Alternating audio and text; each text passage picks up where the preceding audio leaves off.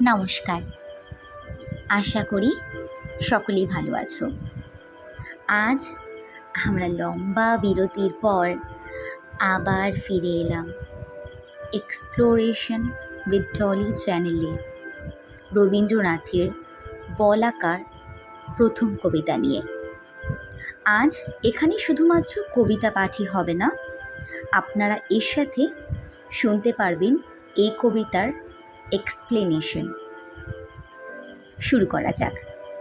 আমি তার আগে বলে দিই, রবীন্দ্রনাথ ঠাকুর প্রথমে এই কবিতাটি সবুজ পত্রে লিখতে আরম্ভ করেন এবং পরে যে 4-5টি কবিতা ছিল সেটি তিনি রামগড়ে থাকতে লেখেন। একটু এগুলো নোট করে নেবেন। প্রথম কবিতা তিনি সবুজ পত্রে লেখেন এবং পরবর্তী 4-5টি কবিতা তিনি রামগড়ে থাকতে লেখেন। এবং আমাদের যে প্রথম কবিতাটি, যেটা আজকের পাঠ হবে, সেটি তিনি শান্তিনিকেতনে থাকাকালীন লিখেছেন। শুরু করি তবে আজকের প্রথম কবিতা বলাকার। ওরে নবীন, ওরে আমার কাঁচা, ওরে সবুজ, ওরে অবুজ, আধ মরাদের ঘা মেরে তুই বাঁচা। রক্ত আলোর মদে মাতাল ভরে আজকে যে যা বলে বলুক তোরে। সকল তর্ক হেলাই তুচ্ছ করে পুচ্ছটি তোর উচ্চে তুলে নাচা। আয় দুরন্ত, আয় রে আমার কাঁচা। খাঁচা খানা দুলছে মৃদু হাওয়ায়, আর তো কিছুই নড়ে নাড়ে ওদের ঘরে, ওদের ঘরের দাওয়ায়। ওই যে প্রবীণ, ওই যে পরম পাকা, চক্ষু কর্ণ দুইটি ডানায় ঢাকা, ঝিমায় যেন চিত্রপটে আঁকা। অন্ধকারে বন্ধ করা খাঁচায়, আয় জীবন্ত, আয় রে আমার কাঁচা। বাহির পানে তাকাই না যে কেউ, দেখে না যে বান ডেকেছে, জোয়ার জলে উঠছে প্রবল ঢেউ। চলতে ওরা চায় না মাটির ছেলে, মাটির পরে চরণ ফেলে ফেলে। আছে অচল আসনখানা মেলে, যে যার আপন উচ্চবাসের মাচায়। আয় অশান্ত, আয় রে আমার কাঁচা। তোরে হেথাই করবে সবাই মানা, হঠাৎ আলো দেখবে যখন ভাববে এ কি বিষম কাণ্ডকানা। সংঘাতে তোর উঠবে ওরা রেগে, শয়ন ছেড়ে আসবে ছুটে বেগে। সেই সুযোগে ঘুমের থেকে জেগে লাগবে লড়াই মিথ্যা এবং সাচাই। আয় প্রচণ্ড, আয় রে আমার কাঁচা।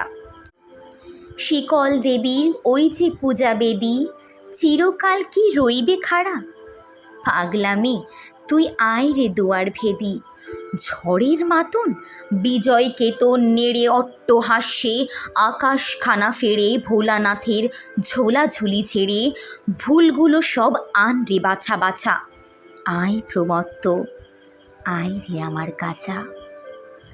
আন রে টেনে বাধা পথের শেষে বিভাগী কর অবাধ পানে, পথ কেটে যায় অজানাদের দেশে। আপদ আছে জানি আঘাত আছে, তাই জেনে তো বক্ষে পরাণ নাচে। ঘুচিয়ে দে ভাই পুঁথি পোড়োর কাছে, পথে চলার বিধিবিধান যাচা। আয় প্রমুক্ত, আয় রে আমার কাঁচা। চিরযুবা তুই যে চিরজীবী, জীর্ণ জরা ছড়িয়ে দিয়ে প্রাণ অফুরান জড়িয়ে দেদার দিবি। সবুজ নেশায় ভোর করেছিস ধরা, ঝড়ের মেঘে তরি তড়িৎ ভরা। বসন্তেরে পরাশ আকুল করা, আপন গলায় বকুল মাল্য গাছা। আয় রে অমর, আয় রে আমার কাঁচা। ধন্যবাদ। আমরা কবিতা পাঠ শেষ করেছি এবং এরপরেই আসবে এর এক্সপ্লেনেশন। শুনতে থাকুন। এই কবিতার মূলগত ভাবটি এই, যৌবনের যে একটি প্রবলতা, সে সমস্তকে ভেঙে পরখ করে প্রত্যক্ষ করে দেখতে চায়। শাস্ত্রবাক্য আপ্তবাক্য এসব তার জন্য নয়, প্রবীণতা চায় যে কোনো মতে পরের অভিজ্ঞতার বলে বিঘ্ন ব্যথাকে এড়িয়ে থাকবে এবং ভবিষ্যৎ বংশধরদের কাছে তারা আবার তাদের প্রবীণতার বোঝা চাপিয়ে দেবে।